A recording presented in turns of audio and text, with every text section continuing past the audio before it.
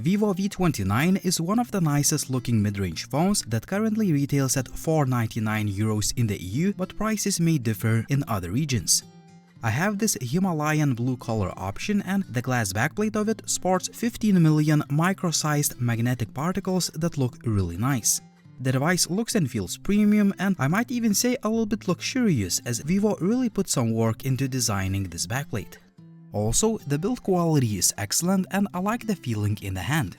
The phone is thin and light despite having a respectable 4600 mAh battery that can be recharged in just 51 minutes with a supplied 80 watts charger. The battery life is not spectacular, but it's not bad either. I usually have around 15% left at the end of the day, which is quite a typical result. To keep the thin profile, Vivo skipped wireless charging, which is a feature still mostly found on flagship phones. However, not everyone likes curved back and front, but I never had a problem with this kind of design. A shortcoming, the frame and the buttons are made of plastic. While the build quality is great, I wish €500 phones started using metal in their frames. On a positive note, it's nice to see IP68 certification for water resistance in this price segment. I found a 6.7-inch 120Hz AMOLED screen to be nearly excellent. In fact, Vivo bumped the resolution to 1.5K compared to the Vivo V27 model. While you won't be able to notice all the pixels, this is a flagship-grade panel both for indoor and outdoor use. The in-display fingerprint reader is fast and accurate. However, for some reason, the phone only has just one bottom-firing speaker, which performs worse than dual speakers found on most phones. Here's a quick audio test.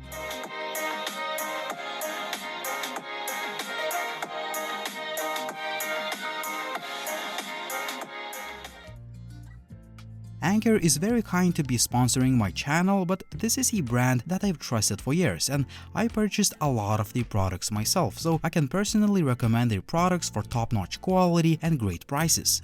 I use Anker's charging accessories pretty much every day, and they have always been reliable. The company has quite a few fast chargers and power banks for any device. Their fast chargers and power banks allow you to charge your devices faster, smarter, safer, and greener. I've been using a lot of Anker's chargers and power banks with many different products, and so far, I'm really impressed. They offer the usual excellent Anker quality and plenty of features at an affordable price. Now it is the best time to buy Anker's charging accessories, as you can get up to 60% off during the Black Friday sale. Use the link that you will find in the video description down below and start charging your devices faster, smarter, safer, and greener today. The phone has a 50 megapixels main, an 8 megapixels ultra-wide, and a 2 megapixels depth sensor. The camera setup is complemented by a regular flash and the so-called Aura light, which is the largest in the V series yet, and it now has a 36% increase in brightness compared to the Vivo V27, and it is designed to improve low-light portraits.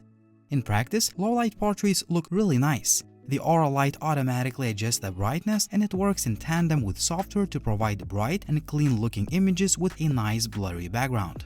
Daylight portraits also look great. There is plenty of detail, skin tone reproduction is very accurate, and edge detection is pretty good. When it comes to daylight image quality, just like with most wide-angle cameras in this price bracket, it could produce sharper-looking images. However, the star of the show is the main shooter, which is able to take pretty much flagship-grade quality photos that are very sharp and detailed. The dynamic range is excellent, and I like true-to-life color reproduction. Excellent quality photos. Even 2x sensor crop images look very good. A dedicated 50 megapixels mode allows you to take super detailed photos in case you want to crop them in post. Low-light image quality is nearly flagship-grade. The pictures are detailed, sharp, and there is just minimal noise. Vivo V29 has a 50 megapixels selfie camera with autofocus. Selfies look very sharp and detailed, and selfie portraits look very good too. This is a high-quality front-facing camera that rivals flagship phones. Night selfies look pretty good too, and the camera captures my sunburned face quite well. The phone can shoot videos up to 4K 30 FPS. The footage is nice, detailed, stable, and smooth. For 60 FPS, you need to switch to 1080p. Despite lower resolution, the video looks nice and smooth. You can record selfie videos up to 4K 30fps resolution and the quality is very good, but there is no video stabilization, which is disappointing. The same can be said about 1080p 60fps video. For stable footage, I suggest using a classic 1080p 30fps mode. When it comes to hardware, Vivo V29 sports a Snapdragon 778G CPU.